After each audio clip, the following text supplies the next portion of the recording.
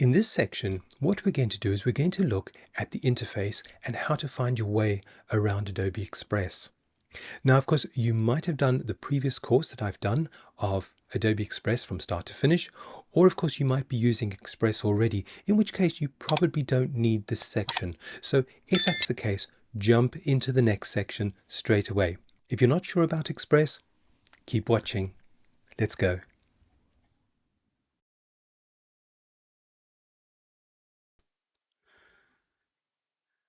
Now, before we jump into using Express, for those of you who haven't used it before, I'd like to give you a little tour of the interface so you know where things are, and more importantly, how to get back when you've gone somewhere that you think, oh my goodness, I'm a bit lost. Anyway, when you first start out with Adobe Express, it looks something like this. And I say something like this because it changes all the time. Adobe add in new features and they'll pop up over here as well. So if yours doesn't look exactly the same, don't worry about it. I'll show you where everything is. Now, at the top, we've got to create anything quickly and easily. Those are some shortcuts to getting started with your content or generating AI that we'll get into later on. Then over here, we've got more quick editing tools. Further down, we've got blank canvases. We're going to be using this quite a lot. Then there's guided help creation and templates down there, and all sorts of other bits and pieces that Adobe think you might like. Now, on the left-hand side, we've got these, well, I'd like to call them tools, but they're more shortcuts to little panels. So if you click on them, a little panel will pop up. And along the top, we've got another menu as well. And right over here, there's more shortcuts to other Adobe areas. But let me just open up something very quickly. So I'm going to go to the blank canvas. I'm going to click on Instagram portrait post. And what it'll do is it'll just make me an Instagram portrait post very quickly. All it's done is it's made the page. But you can see over here some templates come up. Well, I don't want those. If I want to make something, I want to make it myself rather than using somebody else's template. So I might just close them down. And then once again, things have changed slightly from that initial window. We've got a slightly different, it's not really a menu because these are our little panels along the top and panels over here. So for example, if I clicked on something like the elements because I want to put an element in there, it opens up a panel for me over here and shows me all of the elements that I can use. Not only that, I could say, well, you know what? I would like to actually go along to the shapes and I want to view all the shapes. So it's taken me into the shapes. But how do I get back to all those elements again? Well, it's because over here, you can actually just flick through the different areas. So you can either go up and down or you can go left and right in there. Watch out for these little icons over here. It's easy to get lost. You think, where on earth am I? You just can click over there to come back again. So wherever you go, whatever you're doing here, you can just click over there. And when you've added something, then once again, this area will change for you. And you'll see if you add animations, you might get another little area down here to animate in. But I can close those down. I can go to any of the other options in here.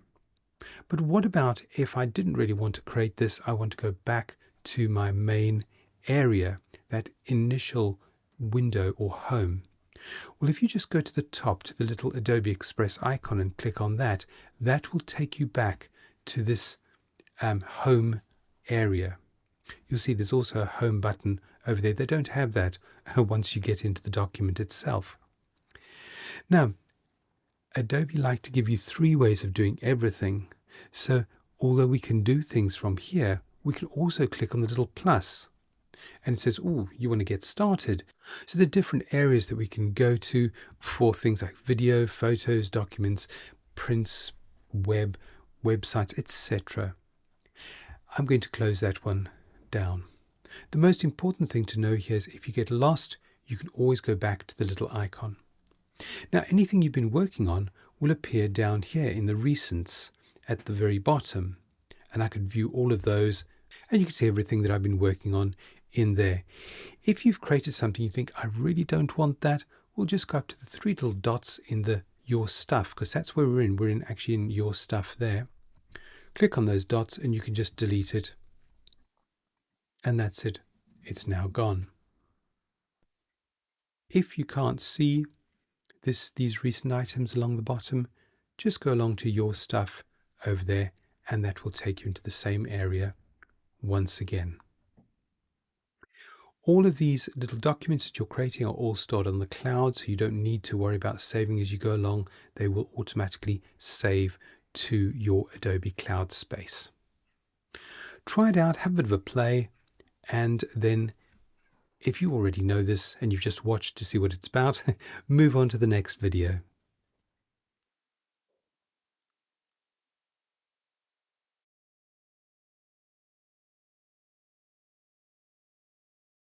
Now, when it comes to using AI in Express, we're going to be using it for a number of things. First of all, we're going to be generating images with AI, and we will be using Firefly and a number of other models. We'll also use we'll also use AI to adjust our text, and we'll also go out and use ChatGPT to generate ideas for our different social media posts. Now, when it comes to Adobe have their own model. So this is called Firefly. So if you're a bit confused with what is Firefly, Firefly is a model, an AI model. Think of in terms of ChatGPT or Gemini, those type of things. The difference between Firefly and the other ones are that Firefly are trained exclusively with Adobe's images that they own the copyright to or they license from photographers, and also any other images which are royalty free. This is unlike the other models which train on anything they can scrape from the web. At the moment, everything seems to be okay, but who knows what will happen in the future with legal issues. So, why doesn't everybody use Firefly? Because it's so moral? Well, it's because it's not as good as the other ones. It's trained on a much smaller database of images, so the images that it creates are not always that great. Some of them are very good, but sometimes you might want to use the others. So how do we incorporate this in? Well, for example, I've got a generate with AI button there, and I can just say generate an image, and you get an image prompt over here, and it'll pop the image over there. But this is the interesting part. Adobe realized that Firefly is not as good as some of the others for certain things, so they give you the option to choose any of the non-Firefly models over here. So you could use Flash 2.5, that's Nano Banana. You could use OpenAI, ChatGPT in here. Now, there's also, as I said, a way of bringing in text and using text with an AI. Once again, we'll be doing all of these things later, but if I go to the text over here, I'll say add my text. I'm just going to make it a lot smaller over there and paste some text in there, like so. And then you've got a rewrite option in there.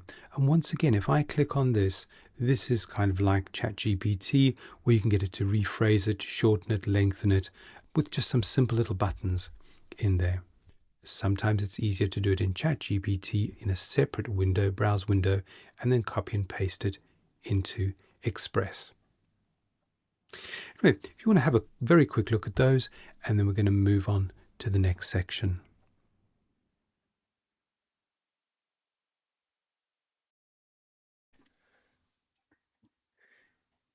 In this section, we're going to be looking at different models, and so that you can see how different models give you different results, whether you're creating images as well as text. So there's lots and lots of AI stuff to do in here.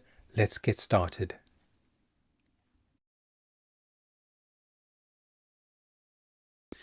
Now, let's start off by creating something with a blank canvas, and we're going to do an Instagram post. I'm going to use this portrait post over there. So just scroll down to the blank canvas area, and we'll click on that. Now, I'm going to do everything with AI for this particular post. I'm going to have a background. I'm going to bring an image or two into the background, and I'm going to have some text. And we're going to start off with the background because what I want to do, the thought that I had for this is a silly little post about how having a cup of tea is as good as having a holiday in the sun. So what I'm going to do is I'm going to start off by going along and creating an image over here for my background, and I want that image to be a sort of a sunny type of scene. I like it to be a beach scene actually, and I've got an idea that I want to be looking down on the beach. So I'm going to go along to Generative AI. That's this little button on the left hand side here. Doesn't matter that this is up, you can close it down if you want, but click on Generative AI. And over here, we're going to say generate an image. Now you can generate an image, video, templates, or text effects, not text as such there. There's another way of doing the text.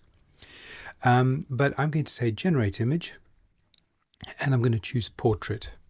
Now let's just make this large because this is going to be big. I like the background.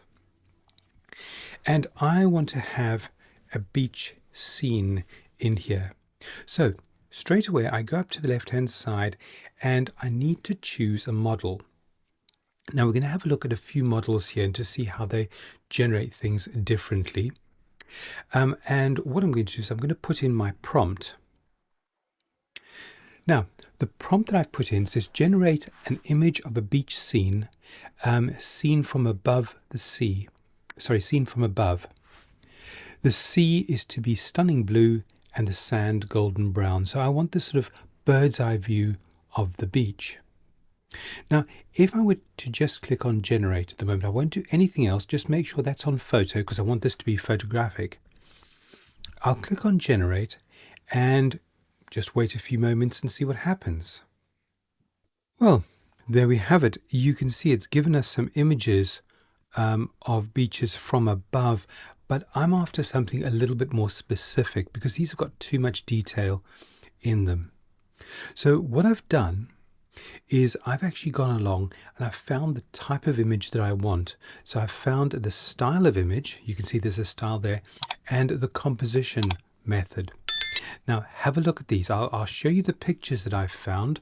I found this one over here, and that's the sort of the colors that I like, the sort of the style that I like. And this one is the composition I like, where it's looking directly down on the beach. So I'm going to use those two images and tell it this is the style and the composition that I'd like. So I'll go back in here again. I'll click on the style and let me go and find the style, which was this one here. Those images come from Unsplash, by the way. And composition, I'll click on that and we'll find the composition. If you've never used Unsplash, it's a picture library with a lot of free images on there. I tend to use it quite a lot, so it's great for free images, but it's also great for reference like this. Once again, I've got exactly the same prompt. I've got the word photo in there, and I'll click on generate, and we'll see what happens now. Oh, look at that. That's so much nicer. This is the sort of thing that I had in mind when I was thinking about it first. So it's used that composition in there. Absolutely brilliant. I'm going to stop there. If you'd like to have a bit of a go with that using the generative image, I've included the two images over here that I've used with the assets from this course. So you can use them, or you can go and find your own images as well. As I said, I use unsplash.com. There's another one called Pixabay, also free images on there. Or you can use Adobe Stock, and you can click on the free option in there to get free images. Otherwise, they cost quite a lot. Have a bit of a go with that.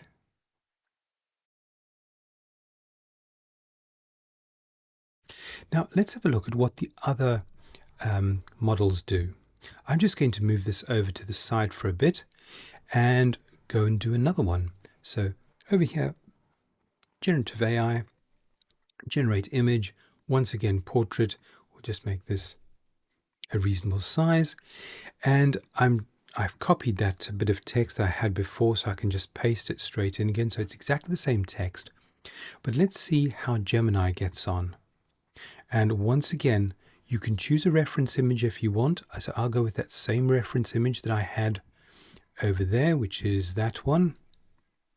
But I have told it to look from the top down, and we'll generate this one and see what happens. Now, Firefly is very good at certain types of images. Beaches, it's great at, because there's so many pictures of beaches in Adobe stock. So it's got a lot of very, very high quality reference. Some of the other things which are not quite so popular in stock, you'll find it's not so good at because it hasn't learned quite so well. That's interesting. It's not the idea that I had looking down on it, but it's an interesting option. Let's see what happens if we try something like OpenAI.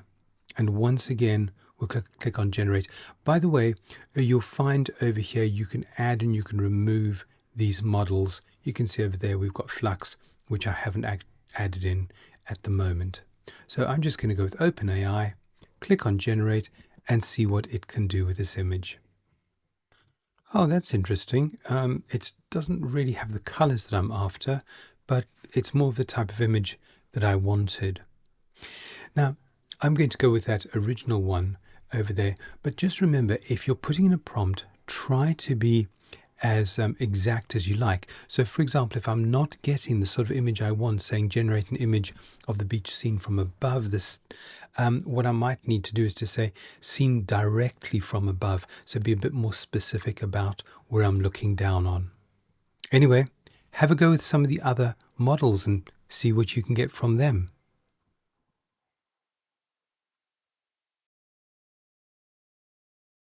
Even if you've created something with AI, you can still do some adjustments. I'm going to click on the image. I've gone back to my original one from Firefly, by the way. And over here, this image option comes up. So remember, if you can't see any of this over here, when you click on your image, it should bring up the image options on the left. Now, I'm going to click on Adjust. And there's so many things that I can adjust in here. First of all, the contrast. I could make it a lot more contrasty, sort of lightening up the whites over there and darkening down the darks of the sea. I can brighten the whole image, or I can darken the whole image down. I can change just the highlights, the lighter areas. You can see I can just affect those highlight areas, and I can affect just the darker areas over there, which is the sea. What I'm going to do is I'm going to increase the saturation, the vibrance of those colors. You can see that it's really over the top. But just a little bit of vibrance will give them a little bit more oomph. And then the warmth, I can make this much warmer, so yellow, or I can make it cooler, which is blue. I'm just going to add just a little bit of warmth in there. Be careful adding too much yellow. Your blues are going to obviously go green in there. So I'll just add a little bit of warmth on there to get that really lovely sunny type of feel. And that's it. I'm done over there. I'm going to go back again to here. So if you like to just have a bit of a go and adjust your image a little bit to bring out the detail or bring out the color.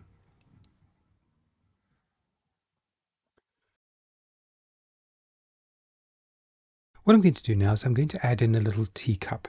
As I said, this is all about a cup of tea tasting like a sunny holiday. Now, I'm going to use Generate Image again. So I've gone to Generative Image there, Generate Image, and I'm going to use a portrait again. Now, this doesn't have to be huge. We'll just make it a reasonable size like so. And I'm then going to put in what I want to see. Now, once again, there's probably a lot of cups of tea on Adobe stock, so Firefly will probably work quite well. Let's see what happens. So I've put in generate a cup of tea in a transparent cup, and let's click on generate and see what happens. Right, so I've got my cup of tea there, but I want it to be on a transparent background.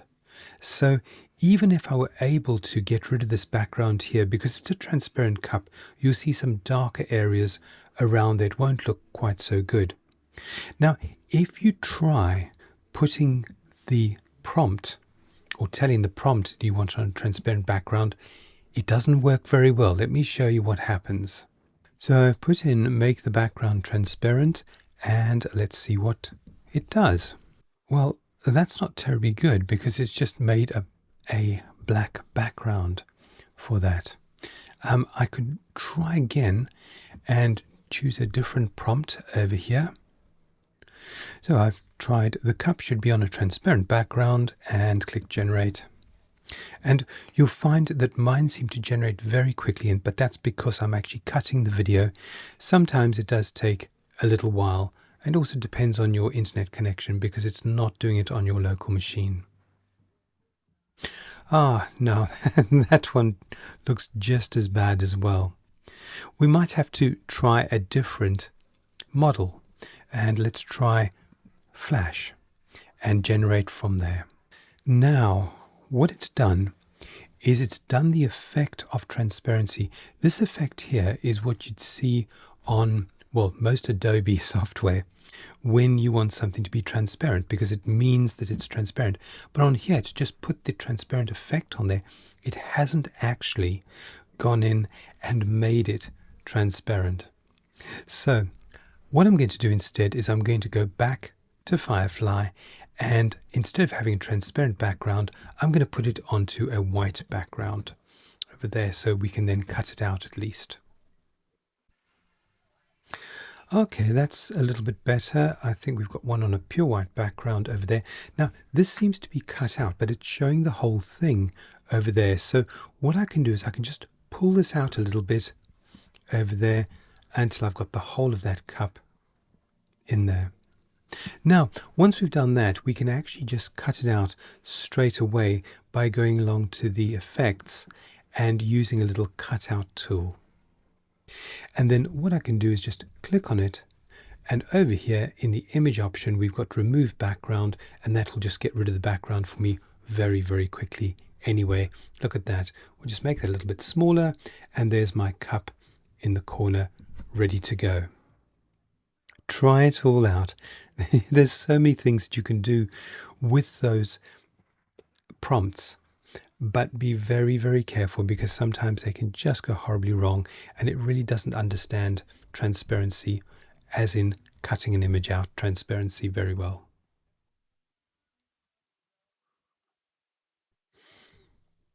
Let's get some text into this. So I'm going to go over to the T tool, the type tool there, and I'm going to add in my text, and I've just got some text here that I'm going to paste straight in, and the brand itself is called Seaweed, so I'll just put that in inverted commas over here and capitalize the S. And then I want to actually get this to be a little bit more, well, in your face, because I've got seaweed tea is a refreshing drink that'll make you feel like you're on the beach. And I've misspelled some things in here, but that's absolutely fine. We're going to see what happens. I'm going to choose rewrite. And what I want to do is I want to try rephrasing this as an inspirational quote. So let's click on generate, and it'll give us 3 versions. So over here we've got with every sip of seaweed tea, you'll feel the invigorating essence of a beach getaway. That's quite good. Enjoying that is like basking on the shore, and sipping transports you to a beach, revitalizing your spirit. I'm going to take that one there and click on replace. And then I'm going to go back again, and I'm going to shorten it. Once again, keeping that on inspirational, and click on generate. And we should get some really nice, quick, short ones. Sip seaweed tea, feel the sun. That's brilliant. Beach vibes awaken, or your sunny paradise. I really like that. So I'm going to click on replace, and there it is. I've got my text in there. We just have to move it into the right position and make it look good. So do try that out. Experiment with those rewrites, because that's using an AI to rewrite your text for you. I'd like this text to stand out a little bit more, and I'd also like to be a bit bigger. So if I select it, I've just clicked a few times to select it. I've got bold as an option in there, which looks okay. You can see there's also a little bold button over there. I'll just switch that back on again, but I really needed to jump out further. So what I'm going to do is I'm going to go over here to the text layouts and click on that. And we've got different layouts over here. I could try a circle and then maybe put the cup in the middle, and you'd have the tea inside that. Let's try that out and see. So if we move that down there, and we can move that into the middle, something like that. You can't really read it. It's great for maybe a logo or something that people would take time to read, but that's very, very difficult. So let's go back again over here. What I would like to use though is the dynamic text, because the dynamic text is interesting because as you drag this around, it just changes the size of the characters. So we can have something like that. So I've got my seaweed tea, your sunny paradise. The tea and the sunny can't really be read very well. So once again, we need to do something else. So what else can we do? Well, we've got more effects over here. If you click along the top, you can see we've got effects. So I might try a shadow over here, and you can see we get a not so subtle shadow on that. That's okay. There's also some other options though that we can do. We could try going to the generate text effect options.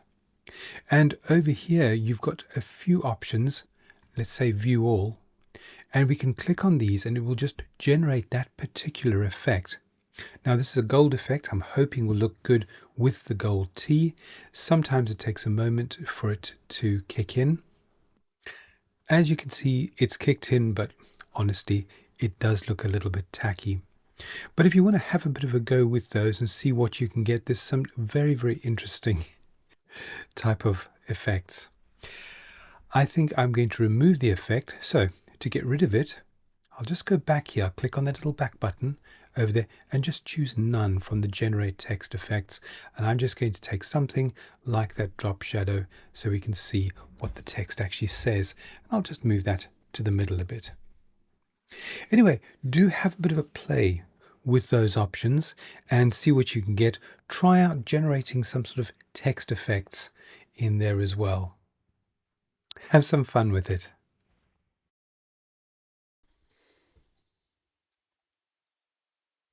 Now we're ready to download, and we're going to be using the download button here. But there's something extra that I want to show you. I've got this as a portrait form, and I might want a square one as well. But let's go to download first. And if I go into JPEG over there, and I'm going to click download, look what happens. It downloads it as it stands, but it also gives me a little area here that I can actually choose a square from. Now, it's just jumped across to the right-hand side over there, and I can choose the Instagram square there. And if you scroll, you'll find that there's more options over there. So I'm going to say, well, I'd also like to have an Instagram square post. Click on that, and it just generates me a square post of what I've done. Perfect. That's in a little square now. So once again, I can go to download, and I'll download that. And it's now giving me another option for an Instagram story. Yet I'd like that, so I'll click on that one as well. Now all of these are separate files, so you can actually work on them independently. And there we go. There's my portrait one. Once again, I'll just move things around a little bit like that. And when we go back to this main area and we have a look at recent files, you'll see that if I choose view all, there's actually several versions of that document over here, so I can always go and tweak them independently later. Anyway, try that out. It's a really nice, quick way.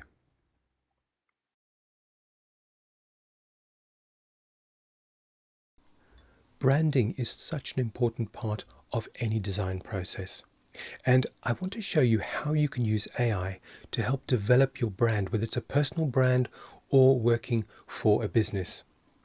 Now, what we're going to be doing is we're going to be taking AI and getting it to help us with color choices. So it will find colors for us that will work together, and it's very, very good. We'll also use it to help create fonts or font pairs. That's where you have two fonts together. And I'll explain a bit more about that as we go along. We'll also use AI to help you create logos. Now we can put all of these together into our branding, or of course you can just use it in any other software that you want, because it'll give you the things you need, like the numbers, the hex numbers for the colors or the fonts that you need to use. So although we're working with Adobe Express, you can use these techniques everywhere.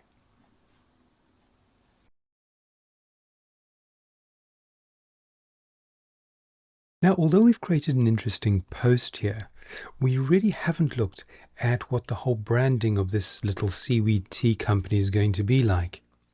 And we're going to look into that now, but we're going to be using AI to help us. So what I'm going to do is I'm going to find some fonts.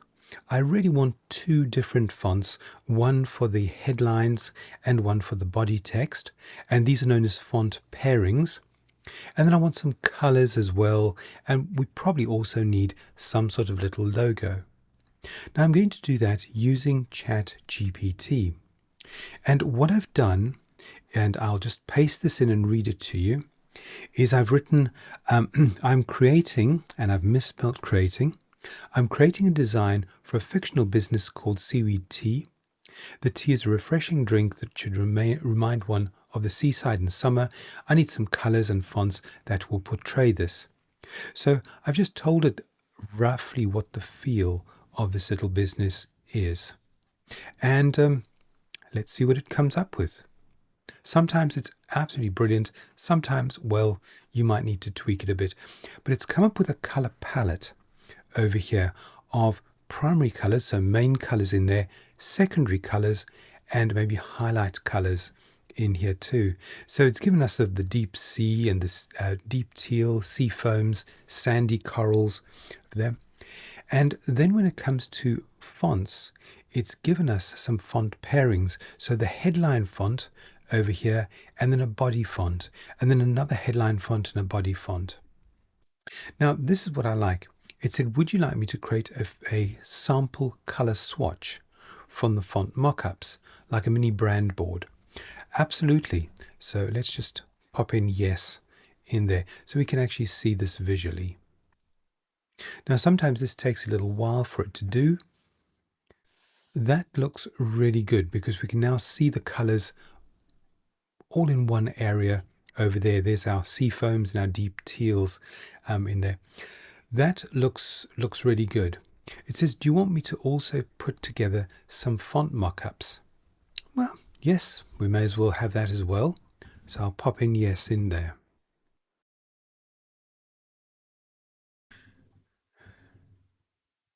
Now, back into Express. What I'm going to do is I'm not going to make a new document. I'm actually going to go to brands over here. We're going to put our brand guidelines or our brand details together in here. So I'm going to say create a brand. Now, there are two options. One is a manual setup, which we're actually going to do, but the other one is extract the brand from an upload. Now, what happens then is that it looks at something that you upload and it will find fonts and it will find colors and also items as logos as well. Sometimes it works, especially if you've got brand guidelines, which are clearly set out. Sometimes it makes a bit of a mess of things and you spend more time trying to sort it out. So by all means, try it. All you've got to do is extract from brand, upload, and tell it or give it the file. I'm going to use manual setup though, and I'm going to give it a name. So I'll call this CT. Let's click on create. Now it says add your brand logos, graphics, colors and fonts. I'm going to click on add, and I'm going to start off with my colors. So the color palette over here, and I can click over there, and then I can just put in my colors down here.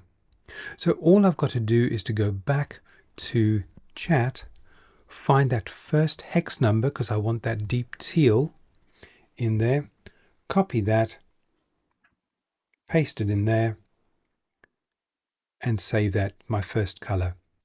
Let's do another one over there. Once again, over to here, find the next color that I want to use. So I want that as a primary color. secondary colors, I think I would like this coral. We can always add other colors later on as well if we wish.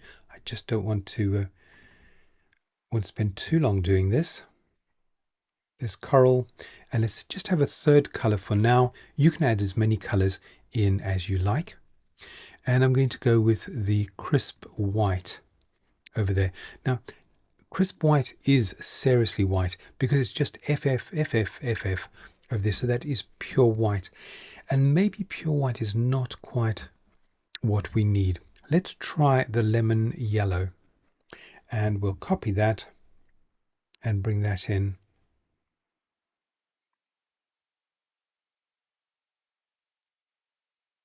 As well. If I go in here, I could choose pure white by just typing in FF and click on save. So I'd actually have white as one of my colors in there. And we'll click on add to add all those colors in. I'll stop there so that you can get your colors in. So remember, click on brands, make a new brand, set it up manually, go to your colors, and you can then add your colors in over there. You'll see that you can kind of flick between the overview, logos, colors, etc. And then we'll do some fonts in a moment. So I'm going to go to the fonts over here, add fonts, and then I'm going to go and have a look for the font. Now I need to find it in here. The fonts are the quicksand. I really like the look of that quicksand, so I'm going to copy quicksand, go back into here, type in paste in quicksand, and it shows me quicksand in there, and we'll add in quicksand. And then I can just keep adding more of them into here. So let's choose add again, and we're going to add another font. Once again, go back in here, and if you remember that quicksand was, I think it was with Montserrat as a pair, but if we're not sure, we can just go back here again and say, oh, what is it? Oh no, it wasn't. It was with Laura. Let's have a look at Laura. I'll copy that, and once again go back in here, paste that in over there, and that gives us our header text and our body text in there. I'm not sure about Laura. I might just add in another one over here as well. So let's go with fonts, back into chat, and I think Montserrat was an interesting one over there. We'll copy that and pop it in over there. Right, yes, I kind of like those two over there. I'm not so fond of the Laura font, so I'm going to click at the top and just delete that one. So those other two will be my header and my body fonts. Have a go and bring in a pair of fonts into your brand. Now, what about a logo? You might have a professionally designed logo that you already want to use, and you can just upload that logo here. But the other thing is that we can use AI to design us a simple logo. Now, there are a few ways to do this. One of those ways is you can actually go to the little plus at the top there, the little blue plus, where it says Get Started. You can click on Quick Actions, and then over here in the Quick Actions, one of them is a logo maker. Now, you put in the name of your business in here. So seaweed tea and seaside drinks. And I'm going to click on Next in there. And then at this stage, it says choose an icon. Now, there's a few icons over here, and you can also just choose an icon by sort of typing in something similar, like, for example, restaurant or tea leaf or something like that. Once that's done, it will take it across and give you some variations on that with different colors and different typefaces. Now, the thing is, we've already created fonts, so I want something that's going to be sympathetic for that. So if you want to do it like this, by all means do so. once you've done this, you can change the font and the colors. But the other way to do this, and this is the one that I'm going to actually do now properly, is, let me get rid of that, is I'm going to go along to ChatGPT, and I've done this already just to save a bit of time for you. I put in, can you make me a simple logo for this brand? And it came up with that one there, which I thought that's pretty good, but I don't like the typeface it's used. So I said to it, can you do it using the quicksand font? It says, yes. Do you want me to recreate the same one again? Yes, I did. And that's what it came up with there. Now, all I need to do is to download this over there. It will have this color in the background. So let's just choose download over there. And we're going to put it into a document in here. So I will just create a brand new document there. Let's just go with Instagram post. I want you to see what it looks like. And I'm going to go along and bring that picture in. So I'm going to say upload over there, find the picture. That was the last one in my downloads folder. And there it is. Now, that is absolutely brilliant. And of course, I can put that into my branding. So I'm going to go to my brands. You can see so far I've got colors and fonts. If I go over to the logos, there is no logo in there yet. But I can say upload logos, and I can just upload that picture. You don't have to open it, by the way, like I've done there. I just did that to show you what it would look like. And that's uploading now. And there I've got my logo in there. So with the brands overview, you can see we've got a logo, we've got colors, and we've got the fonts down here too. One of the things that you might notice is that my colors here don't include this background color or the lighter greens. So if I wanted to bring them through, what I can do is I can actually go and edit this particular set of colors. I'm going to go in here and I'm going to just go into edit. And on the plus, I can click on that little plus over there, go to the little eyedropper, and then click that color to choose it and save that. Let's do that again. So click over there, click on the eyedropper, pick the green, and save it. And I'll do one last one over here. Once again, eyedropper, choose that green there, click on save. And you can just add as many colors as you want to your existing palette really very, very easily. Once again, have a go with that.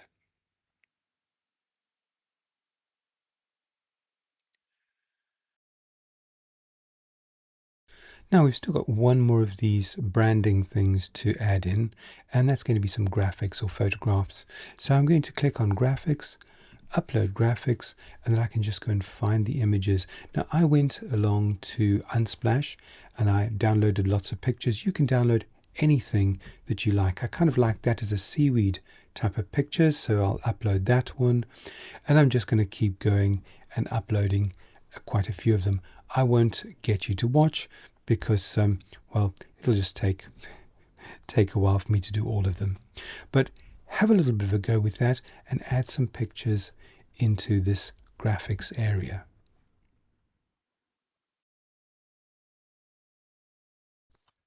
Let's have a look at how we can bring our logo in on a transparent background. I've just got a blank page up over here, and I'm going to go to Media.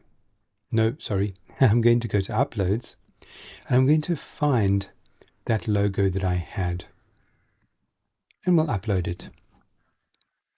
Now I'll just make it a little bit larger for now. All I have to do now is to go along to the image. It shows image there, and click on remove background. It's going to get rid of the background, and it even removes these little bits in between the words as well. So it's quite clever the way that it does it. Once it's done, we're going to export this out or download it. There we go. You can see we've got all that transparent areas in there. If I were to just make a copy of it, you can see there very clearly that it is transparent. I'm going to go up to download, click on download, and I'm going to choose PNG for this file. So I'll choose download. The reason I've chosen PNG is PNG allows you to have transparency. So let's have a little bit of a look at what I've got. And here's the file, but there's no transparency in it. It's just on a white background. So what can we do about that? Well, what you do is you go to your background color over here and choose none. That's the little / over there, or backslash. And now you can see we've got this transparent effect, the little checkered effect that I was talking about earlier. If I now go to download and download that as a transparent PNG. Now it says transparent because we've got the transparent background in there. I can download that in there, and there's my transparent PNG over there. Now, of course, I can then go over to my brands and just bring it in as another logo with a transparent background.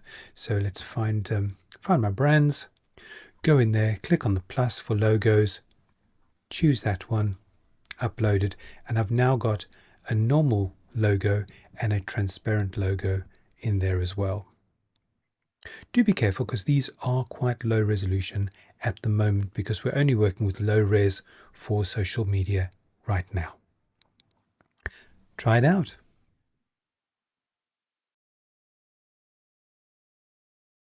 I love projects, and we're going to create something really cool now. We're going to create a social media post, and we're going to use all the things that you've learned so far and put them together.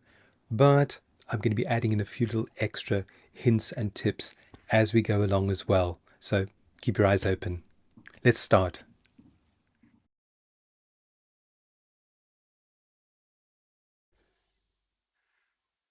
Your business has developed this new super duper long life shoe, and it's this little one over here. So it's got sort of special canvas so you can just wear it forever and a day.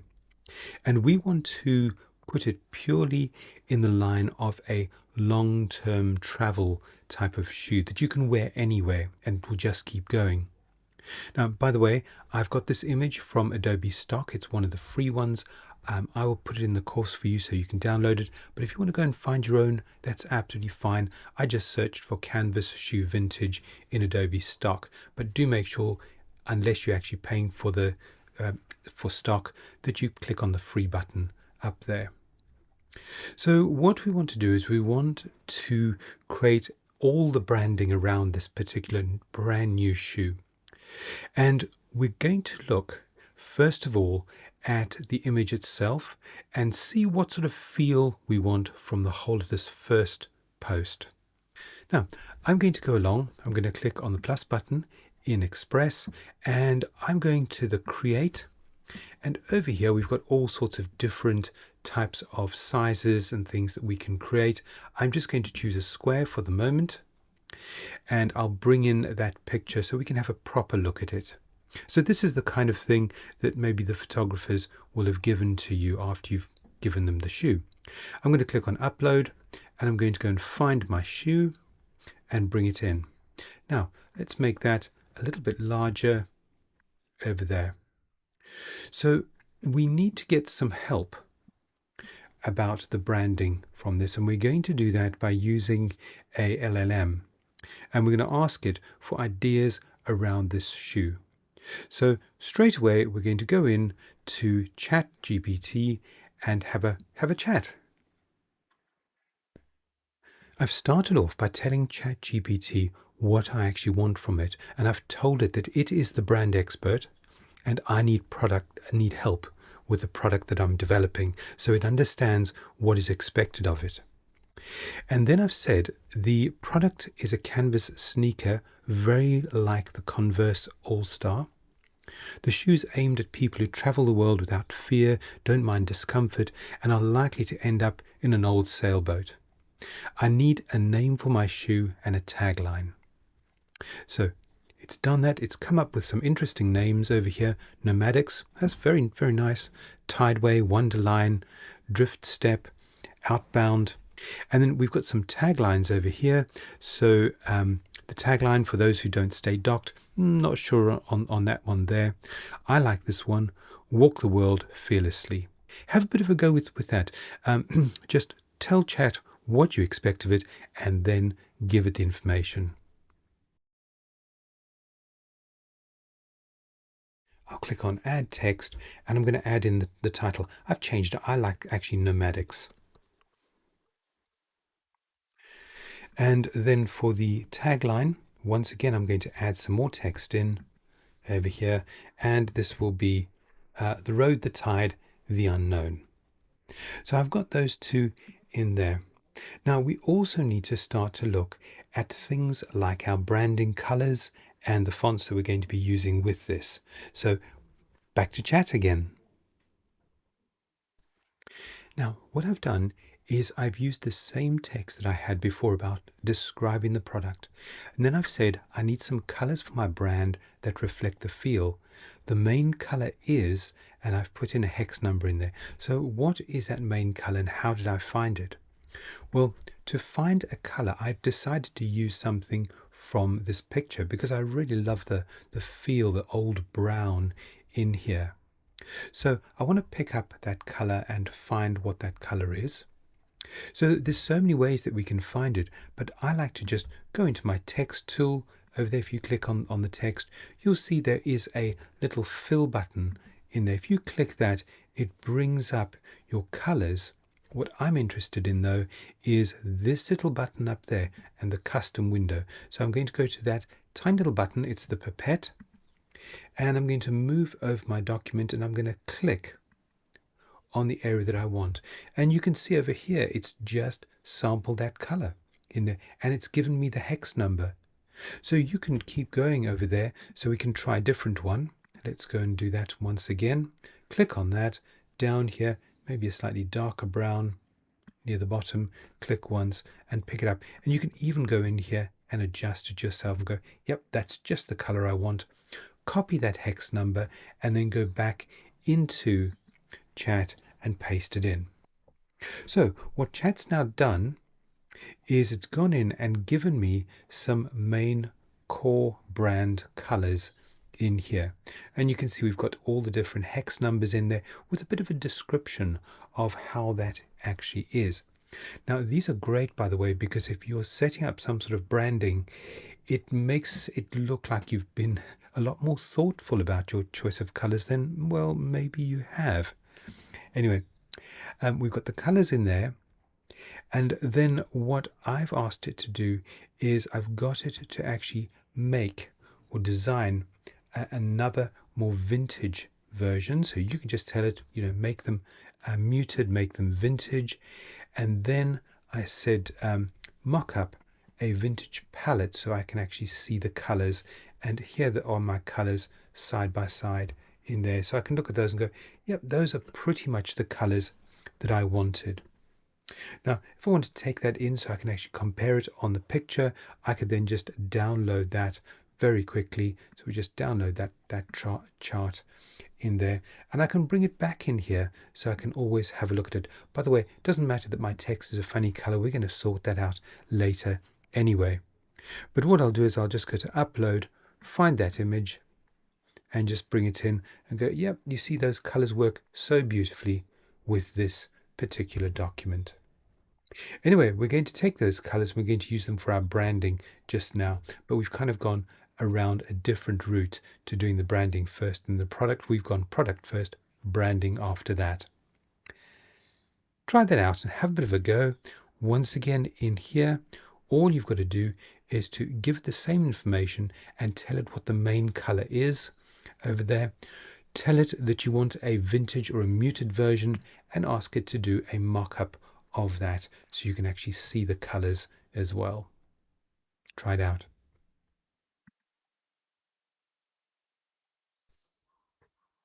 Now I've gone over to the little brands button on the left hand side and I'm going to make a new brand. So I'm going to click on this little B with a plus on it and I'm going to say manual setup. You can try extracting the brand from an upload from a picture and a video. You can try extracting the brand from an image showing the different colors that you've got. I don't always find that quite so useful. I'm going to manually set it up. Let's give this a name. So this is going to be nomadic. And I'm going to click on create. So now what we can do is we can go along to our colors over here, and I can add colors to that brand. Let's add in the colors over here, click on the plus, and I can just start copying and pasting them over. Now, I'm not going to do every one of them with you watching, but I will do one or two of them. I'm going to start off with this main ochre, copy that, paste that one in, and save. And we'll just keep adding in like this directly from ChatGPT. Over there. There we go. And I'll just keep adding all the rest of those colors in while you try it out. So have a bit of a go and get your color palette working.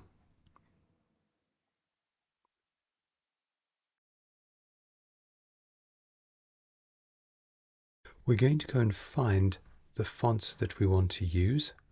So back again into chat.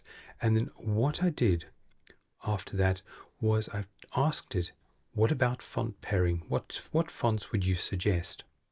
Well, this is still part of that same long chat, so it understands what I'm talking about. So I want a vintage muted palette, one in Explorer, and it suggested a few typefaces over here. And saying we're going to be using serif. Serif are the little curly bits at the top for the main headline type of text. And it's given us 3 options in here, and we can try those out and see what we think. We can also try the body as well. Now the body is more of a clean look. So remember, with your fonts, treat them like a comedy double act. You've got one which is a little bit wild and one that is more upright and serious. And just have a look and see what you like with those typefaces.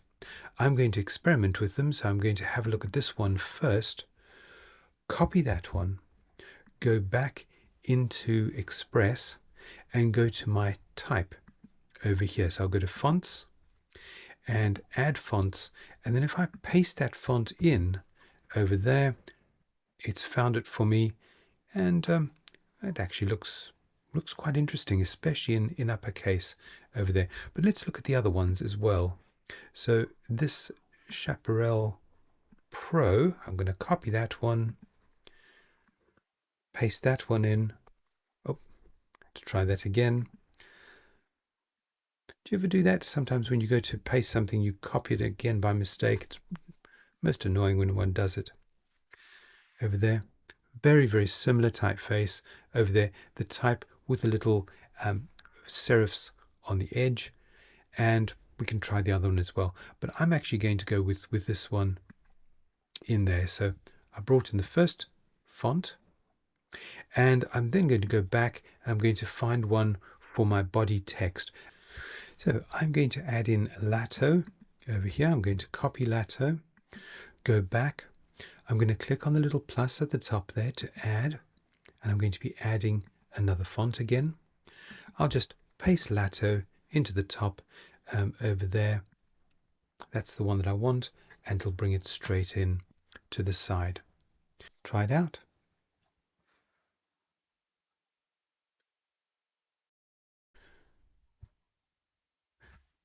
What about a logo? Because we don't have any logos in our brands area. If you've got one that you've already created, or a client has given you, or a design is done for you, you can just upload it from there. What I'm going to do though is I'm just going to go back to the beginning again over there. Don't forget, your document will be saved automatically in the recent options. And I'm going to click on the little plus at the top. And we've got some quick actions here, so I'll choose quick actions, and one of those quick actions is a logo maker. So this is not necessarily about making a logo for that particular job. This is just going to design a logo that we can save. So tell us about your logo. Well, this is going to be for nomadics and the road and tide. I think will be the title. Let's capitalize that as well. Or I think maybe just the road and tide would be even better still. I'm going to click on next. Now I can then put in something in here that will sort out any little icons that I'm looking for.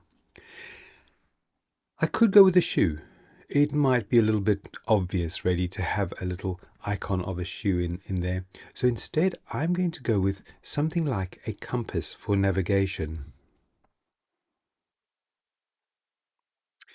And we've got quite a few different compasses in here.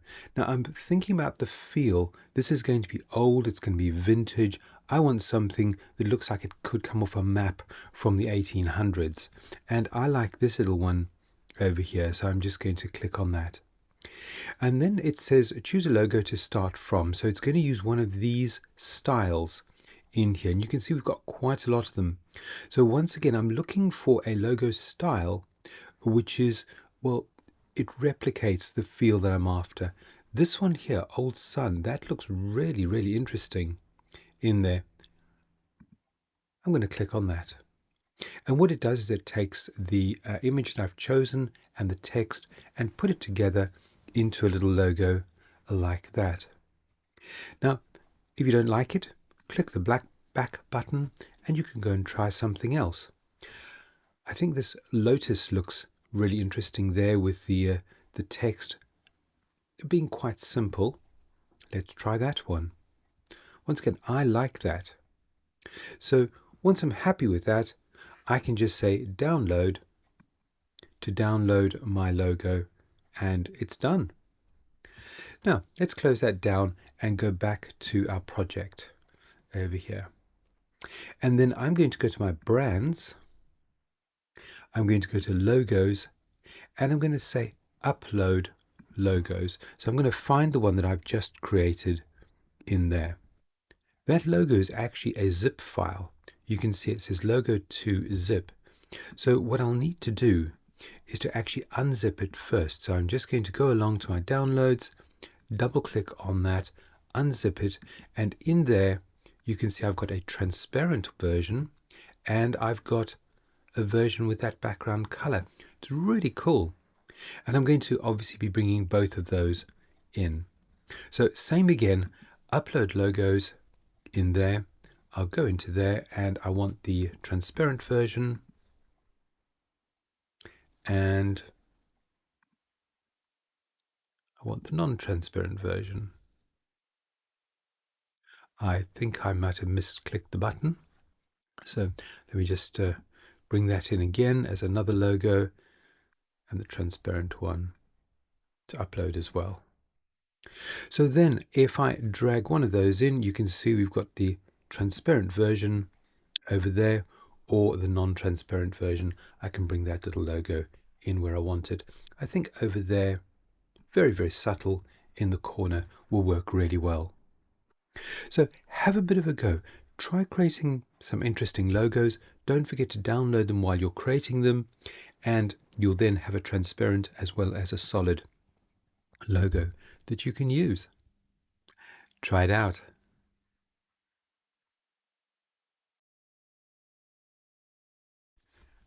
I would like to put this little nomadics down here in the bottom right hand corner, but you can see the problem straight away. You just, well, you can't see it.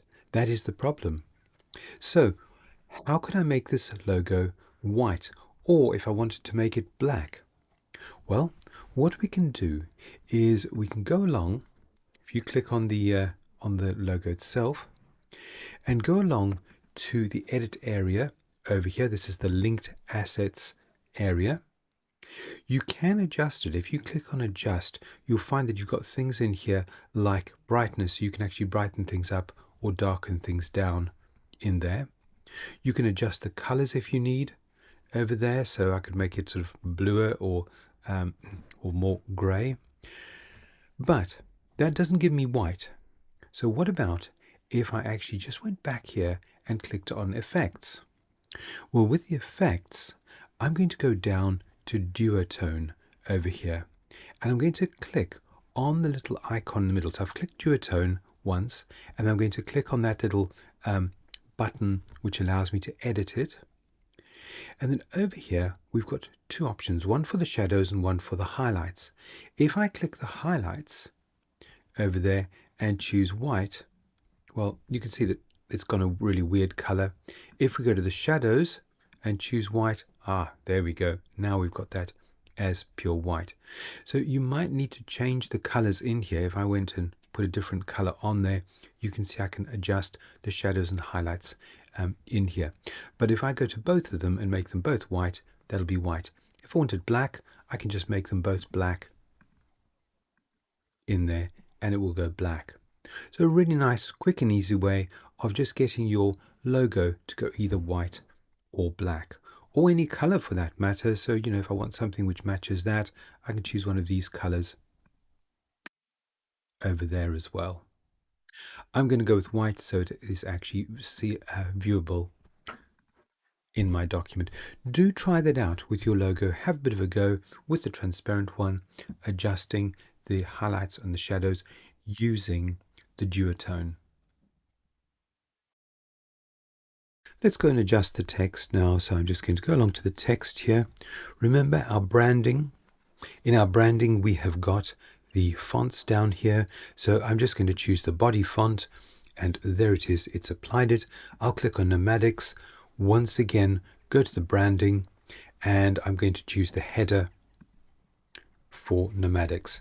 This one's going to be a little bit larger, so I might pop that over there somewhere, and this one's going to be a bit smaller, and we'll just pull that out.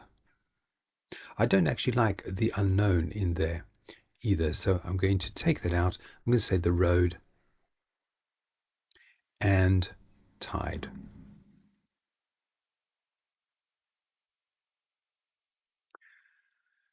Have a go and make your text look interesting.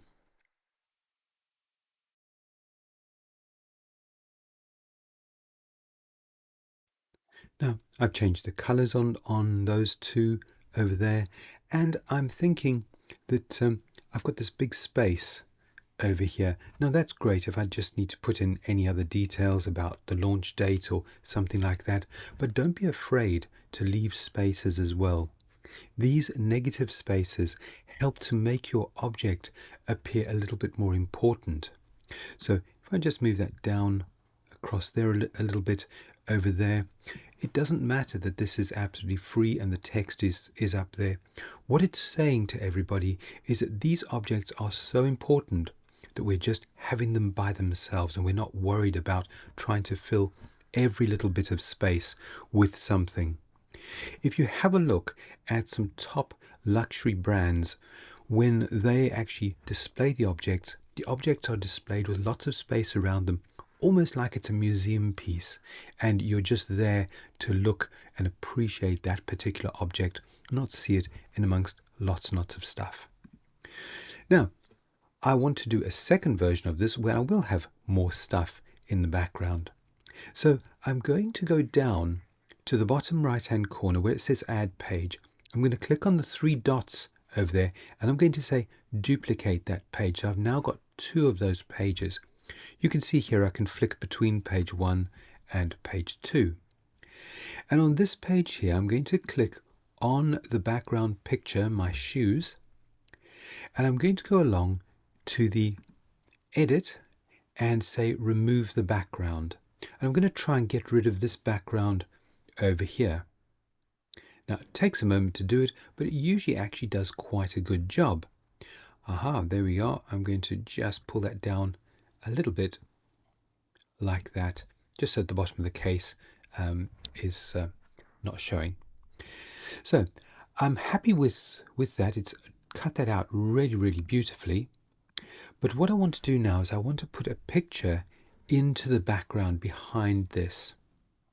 So we're going to go down to Media, and I'm going to say Generate Image.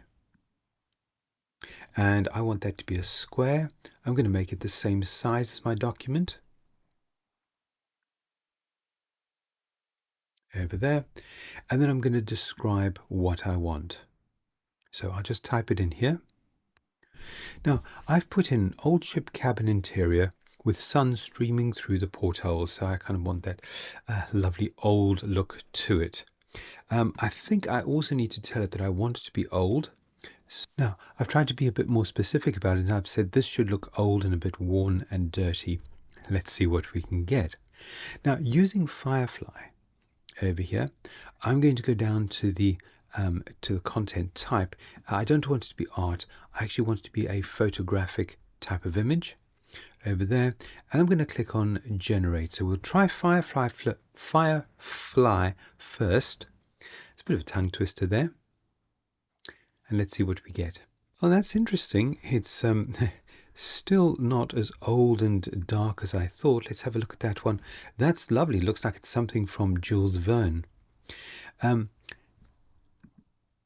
That's not too bad at all. There's lots and lots of really lovely wood on here. I particularly do like that one there. So if I move it down below all those other layers, we get that lovely background in there. This is a little bit too shiny, but we can adjust things later on. But let's have a go with some other ones as well. So what I'm going to do over here is I'm just going to copy all that text there because I don't want to get rid of this picture. I'm going to say generate image again, generate a square, and do another one. And we're going to have a look and see what the other models give us. So this time, instead of using Firefly, I'm going to go down to Gemini Flash. And we'll try that same text in there. Over there, we'll click on Generate and see what happens here. Oh, now that is interesting. It's really old and dark. Let's try that one below. Personally, even though it's bright and contrasty in the background, I like the look of this one with the wood. Sometimes you'll get a better result from one, sometimes a better result from another one. So it's worth trying the different models in there. Don't forget to change them to photographic to get a real photographic look. But of course, you can then go along to the effects over here and adjust them with any of these effects. We can change the colors. You can see over here we've got sort of portrait, or darken the whole thing down, shadows, sun bath. That's an interesting one. Let's get rid of that and go back to the edit, because we can also use the adjustment in here to edit it. And I could lower the contrast a little bit so it wasn't quite so bright, darken it down if I thought it would bring out the shoes a bit more. That is coming out really nicely for the shoes. And well, I think that's not looking too bad at all. Sometimes when backgrounds are really, really busy, you can use the blur to just add a bit of blur to the image so you can sort of see the look that we're going for in there, but without too much detail.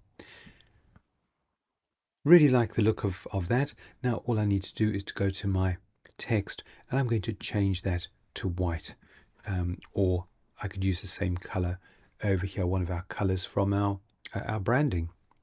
I'm going to just go with white on there for the main and sort of slightly off-white for the sub. Right, so we've now got two versions of the very clean version and the one with an interesting background behind it.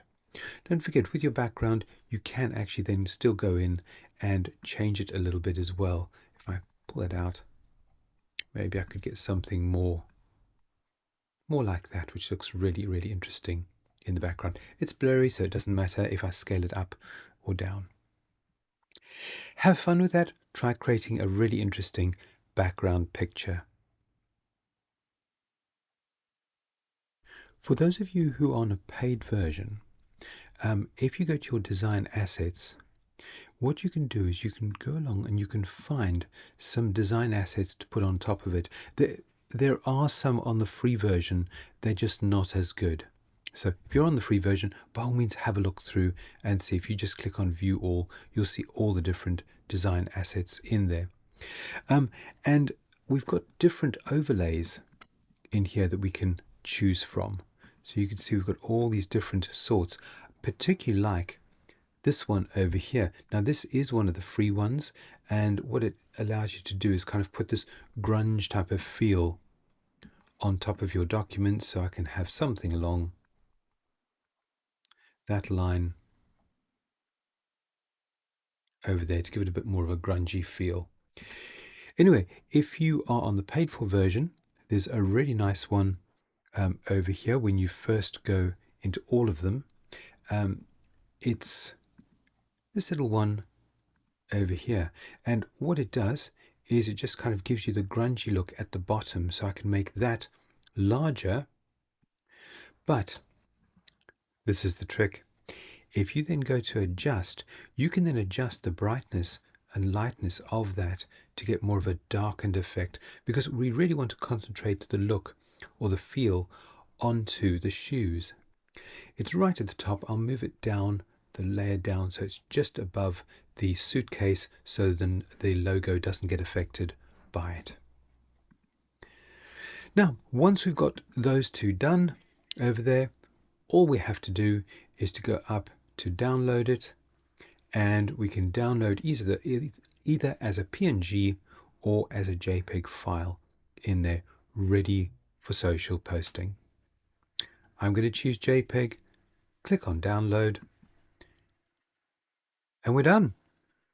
Now, don't forget when you do this, you've got the other options here as well if you want some different sizes and shapes. If I went on to Flyer, for example, it's created another Flyer version for us, but we'll still have to move around some things. So the sort of darkness, I'll need to move that down. Maybe I'll actually go to the case and the shoes, move them down a little bit, change the background over there, and then move both bits of text up a little bit and adjust the sizing on there. So let's have nomadics all the way across the top over there, and road and tide just sitting underneath it in there. Once again, try it out, have some fun with that, do some different sizes, and once again, just click on download to download it. I hope you enjoyed that, and try some other variations on the theme.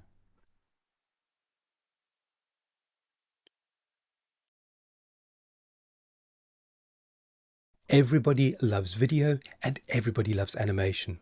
And that's what we're going to be looking at now. How to use AI to create a really interesting intro. You can see on the side here, it reminds you of a movie. I won't mention the movie, but I'm sure you've guessed what it is.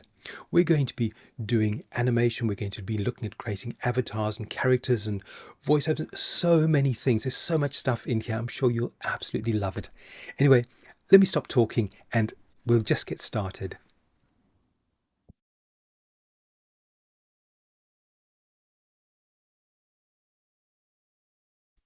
Let's create an amazing intro for a video post.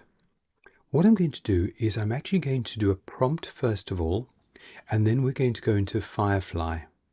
Now, I'll tell you why we're going to do it that way around in a second. But over here, I'm going to go to add-ons. So I'm in this main home area, click on add-ons, and we'll just go across to all the add-ons in here. What we're looking for is an AI video add-on. Now, if you can't see it, just type it in at the top, AI video. That's the one that we want, the AI video generator. And we'll just go down here and say learn more. And you can then pay for it via a recurring subscription. So if I'm happy with that, I will click on open. Now, what we're going to do is we're going to describe the video that we want. And I want something which looks very Matrix-like, but with words. So this is what I'm going to type. Create an intro like the Matrix movie, but use words, not numbers. The colors should be yellow and orange. And I'm going to click on Enhance over there. And then it's going to have a look at that and redescribe the whole thing for me in a much better way. Now, there it is. A cascade of growing letters falls down a dark digital screen, each character shimmering with an orange and yellow aura. I'm just checking that there's nothing in here that seems a bit strange. Occasionally it's put in all sorts of weird colors in there, but that's quite a nice description. And I'm going to select it all and copy that description that it's given me. Now we could sign in to generate video and we could do it that way. Or the other way that you can do it is you can go across to Firefly and do it in Firefly. Now, we haven't actually gone directly into Firefly yet in this course. So I'm going to just go back to the home area by clicking on the little icon at the top, and you'll see that I've got some of the Adobe packages along the top. One of them is Firefly.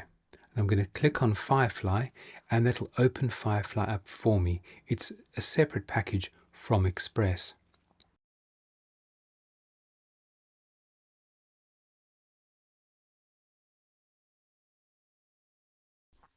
And then it's really easy because it just says describe the image you want to generate. We don't want to do an image, we want to do a video. So I will paste that prompt into here and I will click on generate and we'll see what we get. Okay, it's finished. Let's click the play button and see what we get. Oh, that is so cool. That's just what I had in mind. Absolutely perfect. All we need to do is to go to download and download that. Now back into Express. So I'm just going to click the back button a few times or click on Express up the top here. And I can then bring that into a document. So what we're going to do is we're going to go and make a blank canvas. And I just want this to be something interesting like an Instagram story. And I'm going to go and find it. So I'm going to go to Upload, find my glow. There it is there. Upload that, bring it in, and we're going to go really wild with this. Pull it up like so. And let's just test it to see if it works. We can click the play button at the bottom. Oh, that's brilliant. Just what I was after. So this is going to be the intro before we bring in the talking head into our video. Anyway, do have a bit of a go with that. Try some different intros as well and see what you can make from that. But do have a go at using that add-on to generate a really interesting prompt that's probably better than just a simple one that you'd create yourself.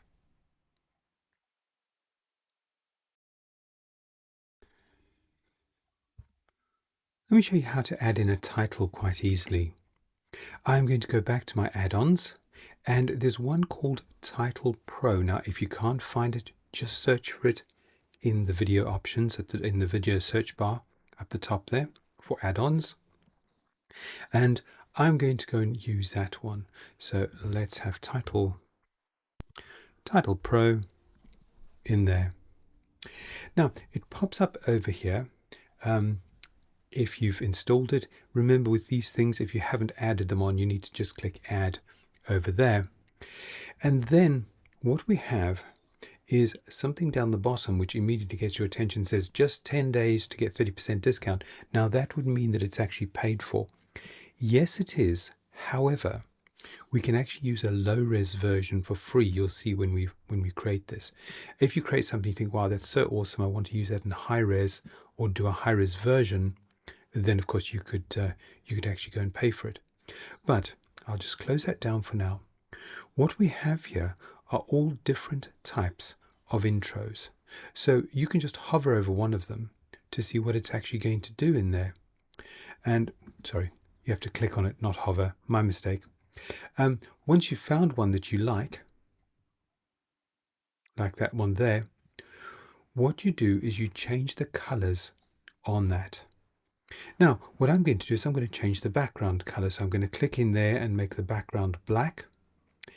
And I think this area here, I'm going to make that white. And then you can see the text are all black as well. And now that I've done that, that's okay, but I need to still change the text. So let's click on Edit over here. And then I can choose various things. Now, this little bit of video, how many seconds that is, I haven't actually timed it. I think it was 5 seconds. So I could have 5 seconds in there. And then over here, under my edit text, you see we've got the big word that says smile in there. I'm going to put in my name because this is introducing me.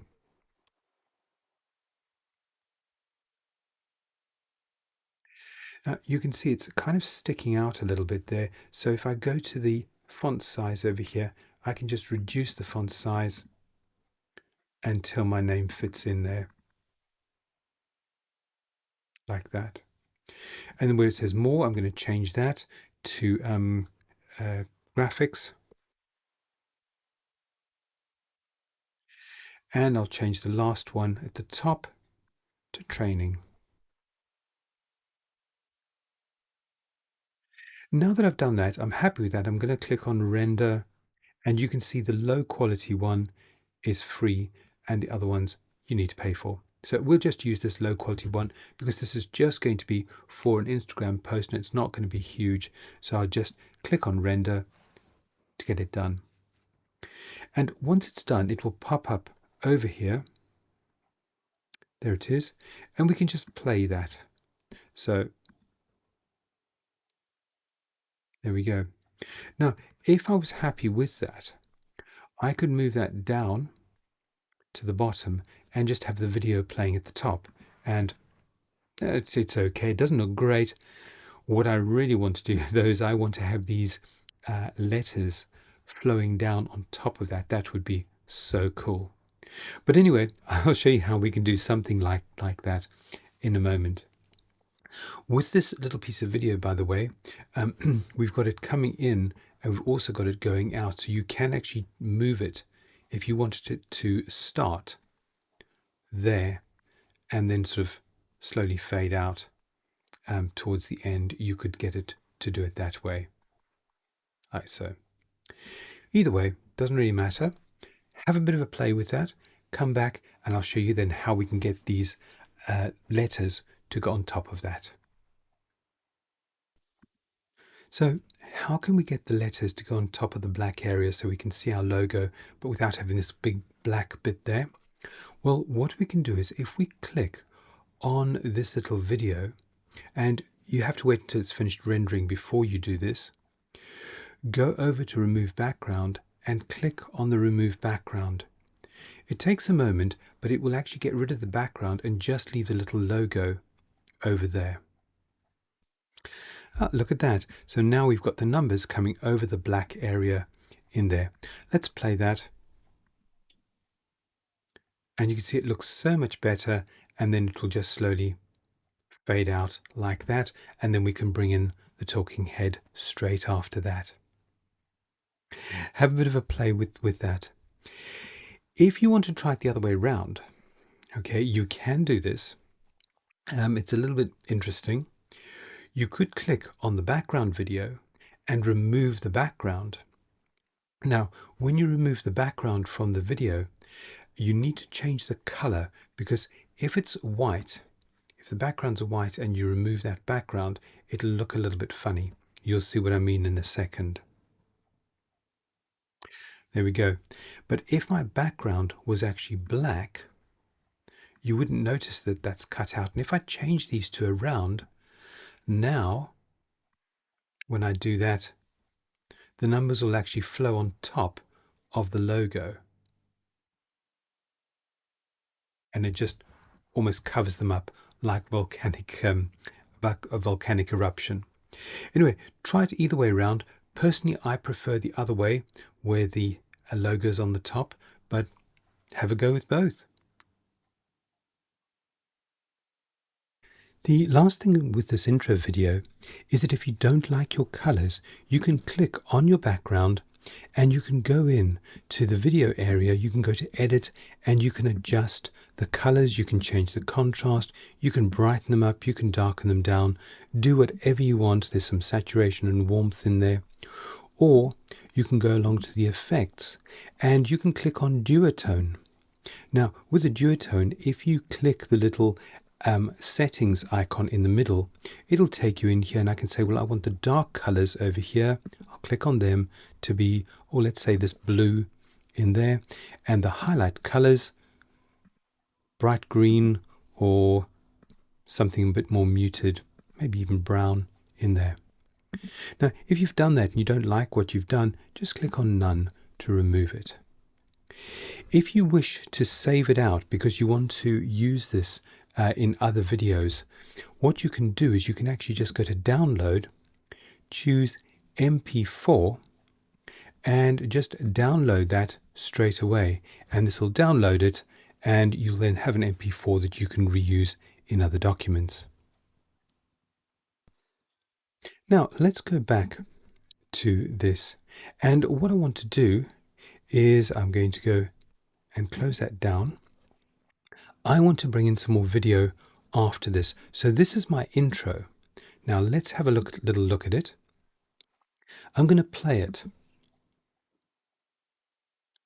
That is very, very long for an intro. People get bored after 2 seconds of intro and click on something else. So we want to make it nice and short and snappy.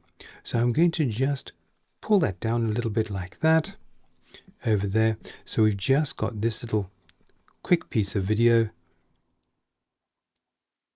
Yeah, that's all right, but I think let's do it this way instead.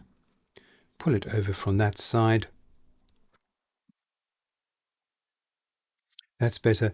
Quick, and that's all the people need. They don't need to appreciate all your hard work in getting those numbers up. So now that I've done that, I'm going to bring in my video, and there's 2 ways we can do this. One way, and we're going to go along to the media and videos for that, is we can actually just record ourselves directly from the computer, or we can upload that from the desktop or preloaded video as well.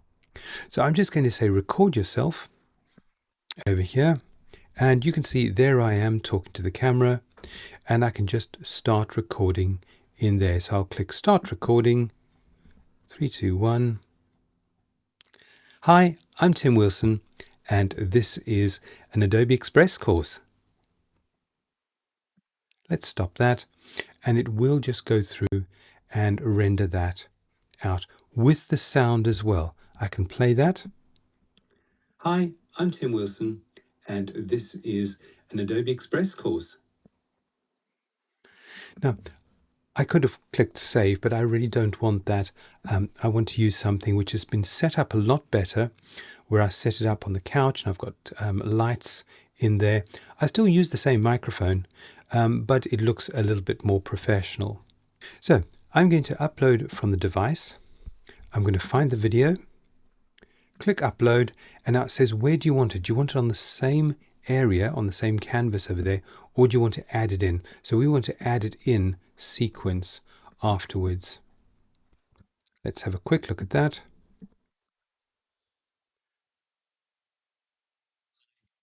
Okay, the high should come in a little bit sooner. Once again, back a bit. It's been on the small side.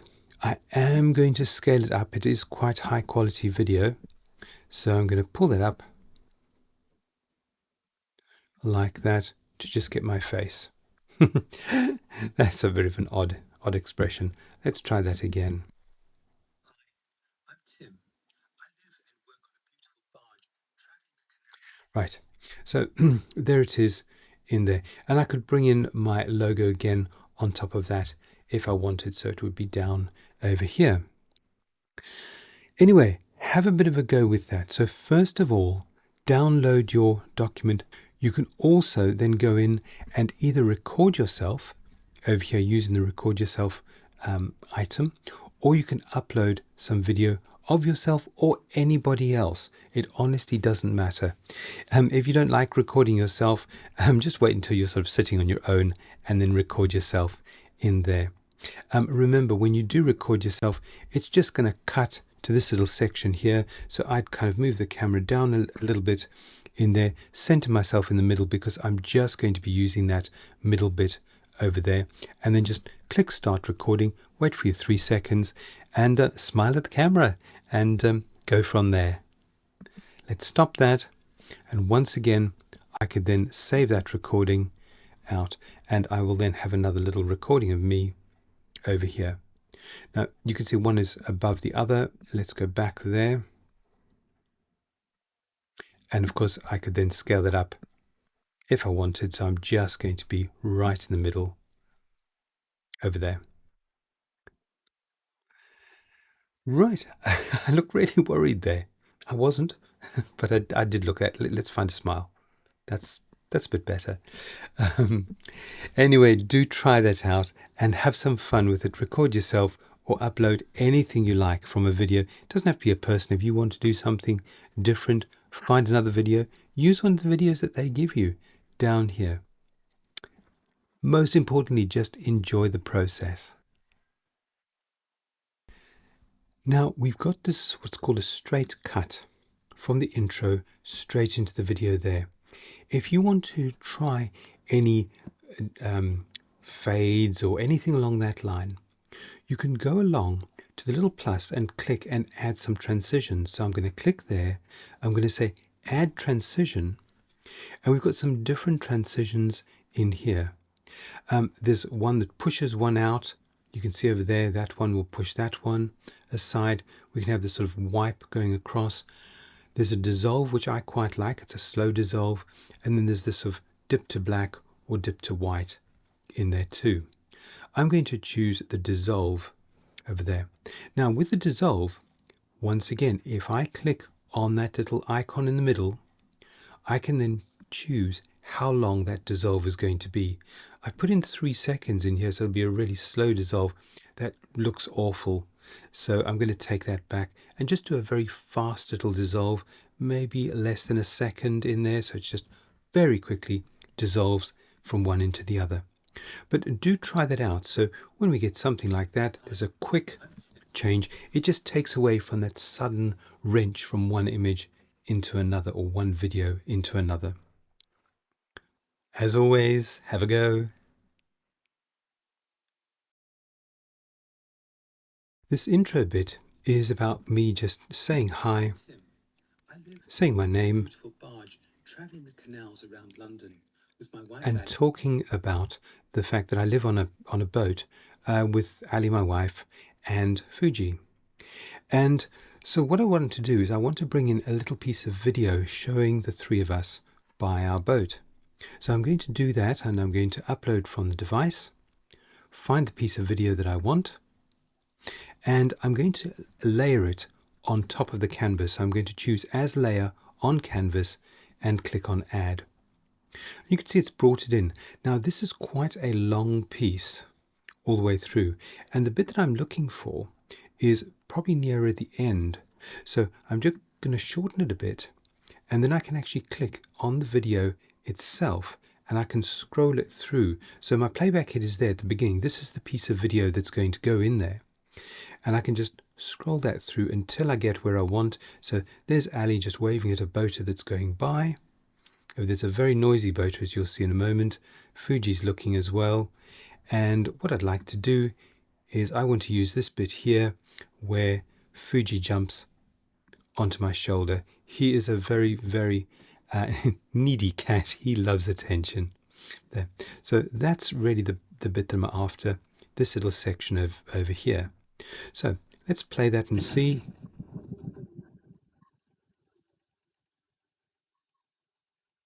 Now you could hear all that noise. That was actually from that piece of video. Some of the older boats have got these really noisy old diesel engines, and that was one of them that makes so much noise when it goes past. So what I'm going to do on that little piece of video is I'm going to mute it. There's a mute button there, so that will mute the video down. I'm going to make it a little bit smaller and just move it down to the bottom over here so we can have that playing while I'm talking. And I'm thinking that it should come in, let's see. I live and work on a beautiful barge, traveling the canals around London with my wife Ali and our cat Fuji. Okay, I might just extend that a little bit out over there. But we've now got two videos, one on top of the other, coming in and playing together, but only one soundtrack. I work on a beautiful barge, traveling the canals around London with my wife Ali and our cat Fuji. By the way, our boat is called Sunflower Boogie, so if you're ever in the UK and you you see us on the canals, just come and say hi. We're very friendly.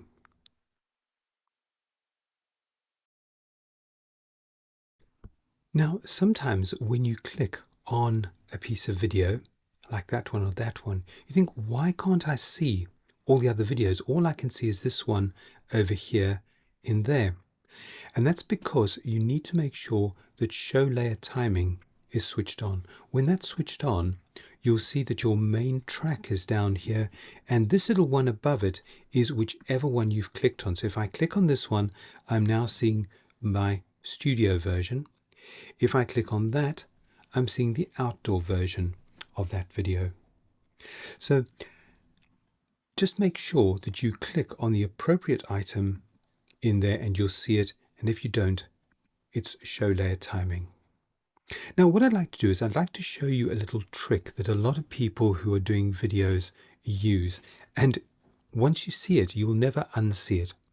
You see, a lot of people, when they're recording, actually record with two cameras. And I'm sure you've seen this. You have what's called the A-roll and the B-roll. And the B-roll is very often from the side of the person, so they can just cut from the front to the side. But of course, not everybody is able to do those two camera views. Unless you've actually got a particularly good studio setup, it's quite difficult. You know, maybe if you're doing it on your phone, you might have a phone on one side, then a phone on the other side. But here's a little trick that a lot of people do, just to add some interest. I'm going to say, from this first piece of video here, so I'm just going to go where I introduce myself. Over there, hi, I'm Tim. Hi, I'm Tim. And I'm going to stop there. And then I'm going to right click on there and I'm going to split that video into two. So it's this piece here and that piece there, which are now separate pieces. It still plays directly from that one into that one. But if I go to this front one over here, and I'm going to just make sure it's clicked on there, I'm going to zoom in a bit. So I'm just going to make this a bit bigger. So you've actually got my face a lot bigger in there. So I'm bigger there, and over here I'm smaller.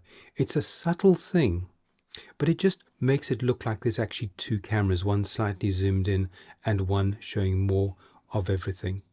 Let me do that again for you. So I'll just play it through from the beginning. Hi, I'm Tim. I live and work on a beautiful barn. And if you want, you can actually even go between those two, add a transition, and I might add a very quick dissolve between those two, but make it very, very fast. You don't want it to be too obvious in there. It just takes off that harsh jump from one to the other. Right, let's try that again. So just this bit. Hi, I'm Tim. I live.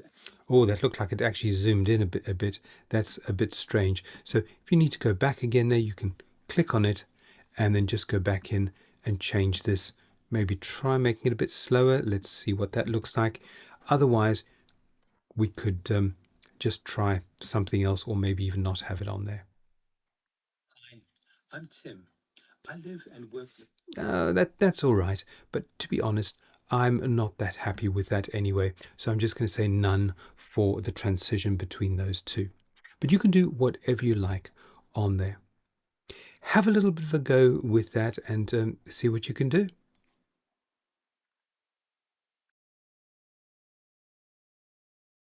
I made a little mistake and I want to show it to you. So when I was playing this, I'm Tim, and it just went blank. And then all of a sudden, it comes back. What happened there? Because this is something you might do as well. I wasn't watching because I'm talking more than I'm actually watching, but you see over there, if I hover over that little transition button, there's a plus in there. If I click the plus, then it puts in another little blank clip. Maybe I wanted to put text in or something like that in there. So I really need to just get rid of that clip like so. So if you do have that, watch out for the little plus. If you pop it in there, just delete it and you're back again to how it was. Anyway, carry on as you were. Now, I completely understand that there's some people who don't like to record themselves and would rather have an avatar or something like that doing the speaking for them. And once again, it's fairly easy with Express, and I'm also going to show you a Google way of doing it as well, which I find a lot more, well, accurate, shall we say. Anyway, let's close this one down. And what I'm going to do is I'm going to click on the little plus up here. I'm going to go to Quick Actions, and one of those actions that we have is called the Animate Character. Now, you've got lots of characters here. Just scroll up and down, find something that looks like you, or anything that you want to use in here. I'm going to go with Ming. He's a lot younger than I am, but anyway, I like that character. And then we can also scale the character up and down in the little window where he's going to be talking. Let's see if there's anybody else that we might want to use. I'm pretty happy with that. So let's go to the background.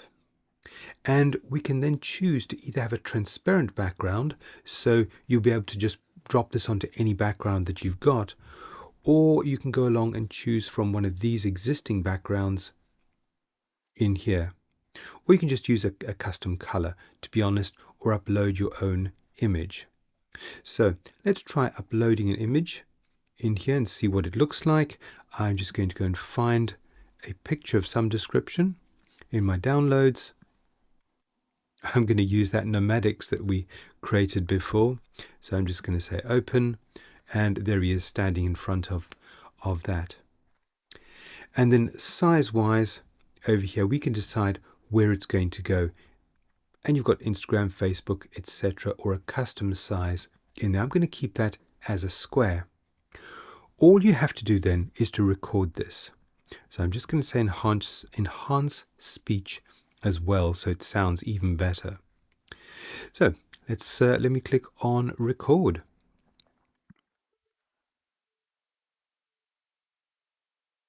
Hi, my name's Tim. I wear these really cool blue shoes and live on a boat. Now, we just have to wait a little while it does all of that for us. We can actually see the animation and we can play it back. Hi, my name's Tim. I wear these really cool blue shoes and live on a boat. Right, that's quite fun, really. So all I have to do is download that now or open it in an editor. If I just click on open in editor and then we go back again to over there. So that's one way of creating a character. And well, it's as simple as that. We can download that and then drop it into our other video. The other way that we can do that is by using Google. Now, I've opened this up. What you need to do is to go to labs.google/fx or just Google Google Whisk. This is the one that we want in here. So Google Whisk. And I'm going to launch Whisk over here, and I'm going to say enter tool. Now it takes us into this area. If you don't see these little windows, by the way, just click on the little arrow on the side, and this enables us to then create still images and mix them together with subjects, scenes, and styles. And then once you've created your image, you can then do a video from that. So I'm going to go to the subject, and rather than entering text, I'm going to upload an image. And I've got an image on my desktop over here of me. It's just a screenshot from one of the videos. There we go. You can see I'm sort of sitting there looking quite serious with the guitar in the background. Now, the scene, you can put in whatever you want. I'm going to leave that blank, but if you want a different scene, you can do that. And then in the style, I'm going to say enter text, and I'm going to say animation, anime style. And let's click on generate. And then once again, you've just got to wait for it to do its thing. Right, you can carry on describing what you want in here as well, but I'm just going to leave that blank and click the little go button, and it will now generate an image or two based on those two prompts. Okay, that is not what I was expecting. Well, let's put in a brief description. Right, sitting looking at camera, ready to record. Right, so we've got two more which are a little bit more accurate. I like this one over here. It's not quite me, but it's not bad at all. I'm going to click on animate over there, and then I need to tell it what to say. Right, so I've popped in, hi, I'm Tim. I love on a boat. I live on a boat with Ali, my wife, and our cat Fuji. Let's click the button and see what we get. Well, that sounds like it says... I'm Tim. I live on a... It says that I live with Ali and my wife and our cat. So I might have to just change that a little bit over there with Ali, my wife, and our cat Fuji. So I can actually take out my wife.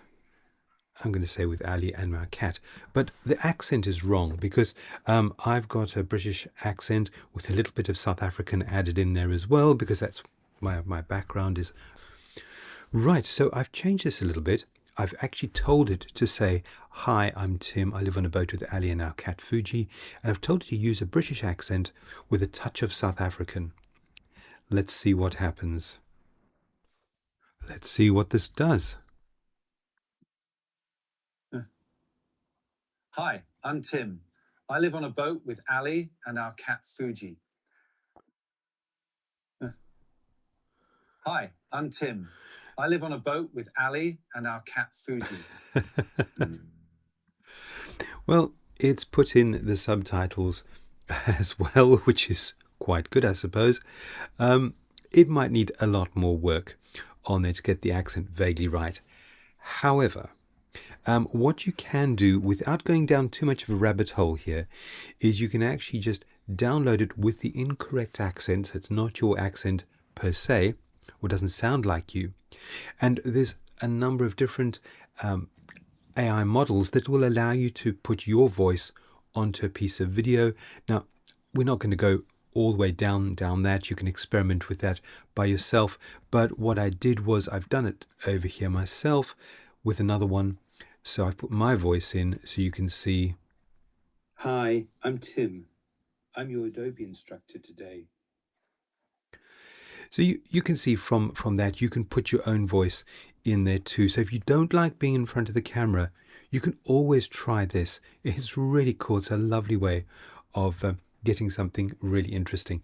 I prefer this character to the last one, but as I said, it'll need a bit of work. All you've got to do is click the download button to download it from here.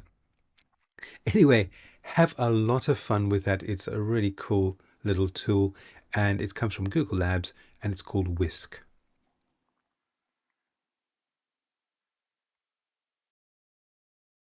Let's put in the final piece of video at the end. So I'm going to go along to Media, and I'm going to find a piece of video. Now, obviously, if you've got something you want to put in, once you put in all the other bits of video, you can upload it. But I'm actually going to say search video because I'm looking for some rivers. And I could type it in, or I just happened to have typed in before to check them out before I showed them to you. Now, we've got a number of different rivers in here. I really like this one of the Thames which goes through London. So I'm going to click on it. I'm going to add it to the scene at the end. Now I want it to be full screen. Rather than grabbing the end and trying to make it bigger, there's just a fit video button up here. If you do that, you can see we can just fit it in, and then I can pull that over in there. Those of you who've never been to London, this is known as Tower Bridge in there, and that's called the Shard. It's a really tall building, and yes, you can go up to the top and overlook it. And this is the River Thames. Now, I don't want the whole thing. I'm going to go to this little slider at the bottom and just drag that over to the left so I can see everything. That's a zoom in and out button over there. And I just want to use a small section like so. So let's have a look at that ending over there. Right, I think maybe we could do with a bit of a transition in there. And once again, I will just experiment with a dissolve. So we can dissolve those. I'm going to click on that, and I'm going to have a slightly longer dissolve, maybe just 2 seconds over there, because this is the end and it's kind of slowly going out. Let's see how that looks. Yep, that'll work. So let's just play that second bit over there, and we fade into that for our end. We obviously need to put some text and other bits in there, but have a go, get a video in for the ending.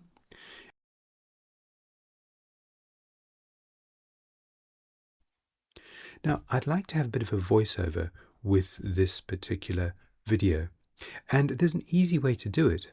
I'm just going to click on the last video, not on that one there, because I want it to come in over here, and I'm going to go to Media, and here it says Record Yourself. We've done this before, but this time we're going to do it slightly differently because I don't want my face in there. I'm going to click Record Yourself. Over here, I'm going to start recording, and I just want a few seconds. So start recording. Join us on our adventures. Oh, I didn't like that. Let's stop recording and start that again. So start recording. Join us on our adventures through the rivers of London. Let's stop there. Now, I've done that. I'm going to click Save Recording. Don't just close this down because you'll lose it. So Save Recording, and it pops it in. Look at that face there. Let's try that out and see if it works. Join us on our adventures through the rivers of London. Okay, so it sounds okay. I'm happy with that. It's very loud, but we'll deal with that shortly. But what I'm going to do is I'm going to go to the layers over here, and I'm going to move this underneath the other layer. So it's just sitting behind it, so we won't see it. Now, to select it, by the way, you just click it in the layers to select it there. And I'm going to go to the volume, and I'm going to pull the volume down quite a lot because I think it was far, far too loud because I was right by the microphone for that. So let's have a look and see how this works. And our cat, Fuji. Join us on our adventures through the rivers of London. It's okay. It doesn't sound too bad, but it does sound a little bit echoey. So I'm also going to do something else. I'm going to click on the Enhance Speech button over there, and that will just go through the sound using AI and enhance the speech and make you sound a whole lot better, more sort of studio quality. Right, let's see what that sounds like. Join us on our adventures through the rivers of London. That's so much better now. That speech doesn't sound like I'm in a sort of a small box. Anyway, do have a bit of a go with that and put in this. This is called an outro. So you have an intro at the beginning, an outro at the end. And then we'll do one more thing on here.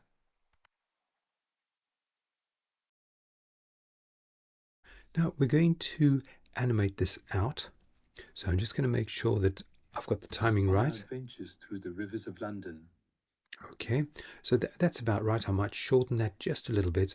I'm going to click on the plus and say upload from device. And I'm going to find the generated version. Well, this is a slightly different one that I generated as well when we looked at generating the other one. So slightly different, just brings in my name in there. and we will shorten that up a little bit as well. So it'll just go from there of London into there.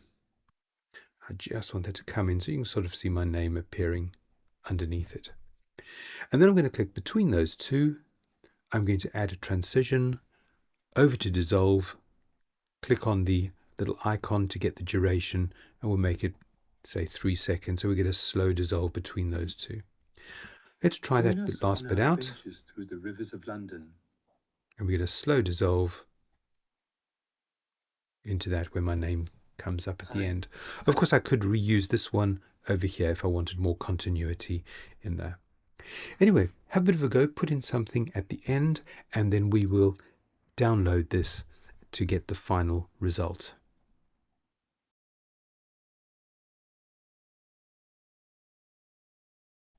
Now you can see I've changed my end one to the same as the beginning because I thought it would look a little bit better that way. But there's two things that we'll do very quickly before we download this, and that is to fade this in and fade it out on the other side. You see, when this comes in, it's just straight in like that. If I wanted to fade it in slightly, I can click on this first video, and over here I go to animation, and you can see we've got ins and outs. I'm going to go to out. Sorry, I'm going to go to in. I want to fade it in. Click on the fade. I can click in there and I can choose the duration. I want that to be quite a fast fade in, so I'm not going to even go up to a second. Now, let's play that. So you can see when it starts, it actually starts as white. And that's because of the background color. If I go to the background color up here and change that to black, now it should start out being absolutely black over there. So it's black and it fades in. Let's do the other side. Go to the end over here, this one. And once again, I'm going to say fade out this time. I'll click on fade over there. I'll make it a slower fade out over there over a few seconds. So when we play this now, it just fades out. Once again, it's fading out to white. Let's just change the background color to black or any other color that you like, to be honest. And now when we play it, it'll just fade slowly to black. Right, we're going to click on download. MP4, it's going to be 1080p, which is the original size. We're going to download that. And there it is, pretty much done. Let's have a look at the final result. Hi, I'm Tim. I live and work on a beautiful barge traveling the canals around London with my wife Ali and our cat Fuji. Join us on our adventures through the rivers of London.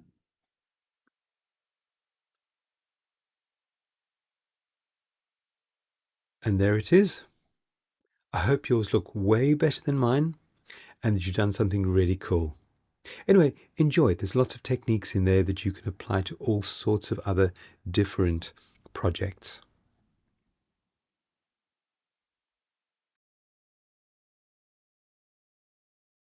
Congratulations, you've reached the end of this course, and I'm sure you're feeling really confident about using AI with graphic design now.